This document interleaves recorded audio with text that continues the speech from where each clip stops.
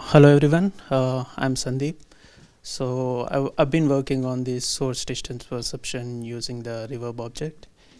So the main aim of my work was to kind of look the source distance perception in a multi-channel sound reproduction framework using the reverb object parameterization. So we basically used various S3A tools like Visor, RSAO parameterization, and various infrastructure to kind of evaluate how humans perceive distance, how humans perceive distance.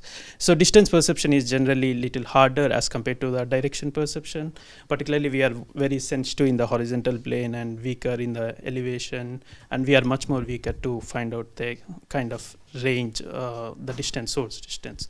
So basically what we have contributed to this pipeline is kind of verify the RSAO parameterization algorithm and to see how effectively it can be used for the distance perception by conducting some subjective evaluations.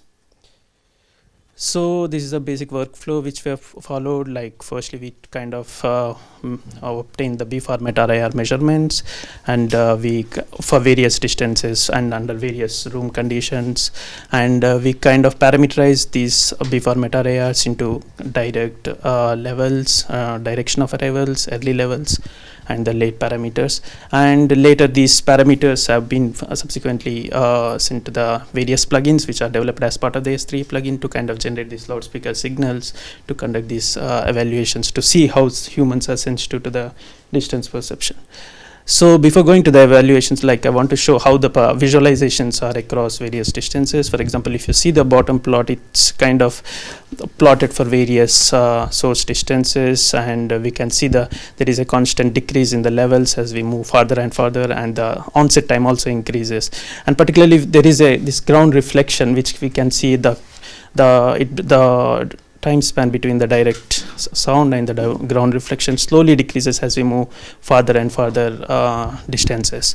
So there is a continuous trend in the way how things change with respect to the distance. And so this visualization, firstly we confirmed the parameters, and later we went to the evaluations, and for that we made some experimental considerations. Firstly, to come up with a layout of loudspeaker configuration. So we have used a dense grid of 42 loudspeakers, and with a subwoofer 42.1, and we have chosen the two different kinds of rooms, classroom and an octagon room, and with the two different source types. One is a percussion instruments, drums, and the other is a female voice, which is of 1 second duration. And we have created a Maximum SP interface to kind of give the subjects various test stimuli and compare it with two references to see how good they can perceive the sound when we reproduce using a multi-channel loudspeaker framework. So these are the results which we have found out when we have made evaluations for 20 subjects, and we basically we found two important things which we came to understand. There is a kind of systematic trend in the way which the humans perceive the distance when we're reproducing loudspeakers. One is like after a particular distance, we kind of have this saturation effect where we can't sense a difference between the distances. For example, the first two is for the classroom, which is a smaller room. So after 3.5 meters, something like there is a saturation kind of effect. Whereas for the initial closer distances, there is a systematic way how we can judge, we can find out the differences in the distances.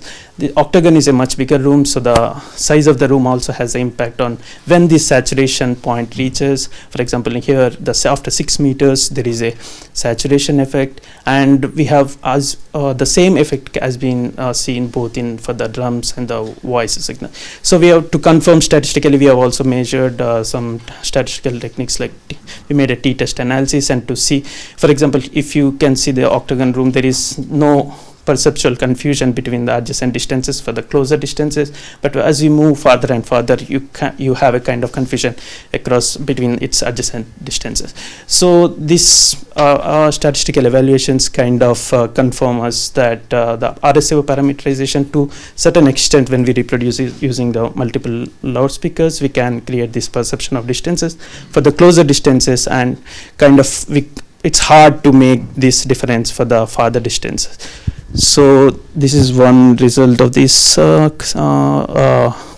analysis, and basically we have investigated the efficacy of the RSAO in these experiments, and we have seen this saturation effect for the farther distances, and that has been confirmed using this statistical technique. There are a lot to do the work in the distance perception because there is very little literature which has been done. Most of these works are regarding the direction perception, so there is yet to do some more works which in this direction.